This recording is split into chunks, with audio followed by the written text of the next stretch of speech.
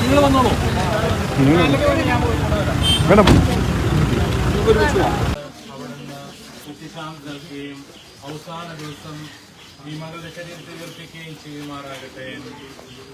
ജീവനും പുനരുദ്ധാനവും ഞാനാകുന്നു. എന്നിൽ വിശ്വസിക്കുന്നവൻ മരിച്ചാലും ജീവിക്കും. എന്നിൽ വിശ്വസിക്കുകയും ജീവിക്കുകയും ചെയ്യുന്നവൻ ഒരിക്കലും മരിക്കുകയില്ല, നിത്യമരണം പ്രാപിക്കുകയുമില്ല എന്നൊരു ചെയ്ത നമ്മുടെ കർത്താവായ യേശുക്രിസ്തുവിനോട് നമ്മുടെ പ്രിയ സഹോദരിക്ക് വേണ്ടി നമുക്ക് പ്രാർത്ഥിക്കാം.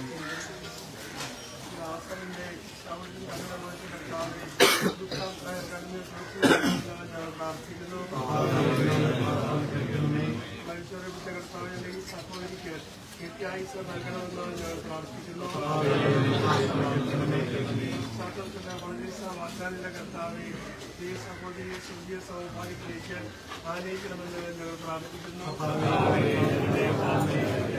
ജ്ഞാനസ്ഥാനങ്ങളെയും വിശുദ്ധാചാര്യം കൊണ്ട് ഉപചരിക്കുന്ന ഈ സഹോദരിയെ ക്രിസ്തനങ്ങളുടെ കണക്കിൽ ചേർക്കണമെന്ന് ഞങ്ങൾ പ്രാർത്ഥിക്കുന്നു.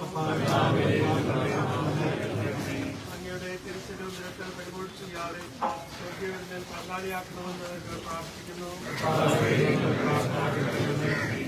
വേർപാടിൽ ദുഃഖിതരായ നമുക്ക് വിശ്വാസം ആശ്വാസം നൽകുകയും നിത്യജീവൻ പ്രത്യാശ ഉളവാക്കുകയും ചെയ്യണമെന്ന് ഞങ്ങൾ പ്രാർത്ഥിക്കുന്നു. സ്വർഗസ്ഥനായ ഞങ്ങളുടെ പിതാവേ,